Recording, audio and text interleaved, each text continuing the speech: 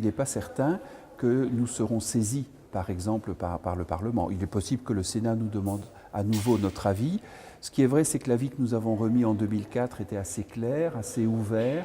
Je ne suis pas sûr que la pensée, la réflexion ait beaucoup progressé. Et donc j'ai le sentiment que les conclusions que nous avons données il y a plus de 10 ans maintenant sont toujours valides.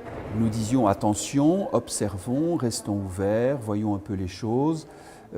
Voilà. Peut-être que nous serons saisis à nouveau, mais ça n'est pas certain. Je crois que quelque chose qui a beaucoup changé depuis 10 ans, c'est cette idée qu'un enfant a un certain droit à connaître ses origines.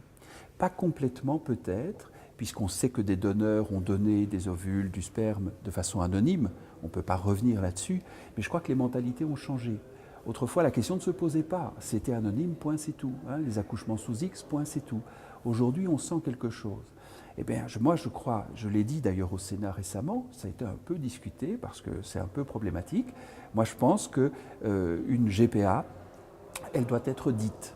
C'est-à-dire qu'il faut que le moment venu, les parents aient une parole vis-à-vis de cet enfant et puissent dire comment l'amour qui est le leur, qui est objectif, comment cet amour est passé par une histoire un peu particulière, comment quelqu'un a montré sa solidarité, comment quelqu'un a accepté de jouer le jeu. Pour moi, c'est impensable qu'on ne dise pas la vérité à l'enfant.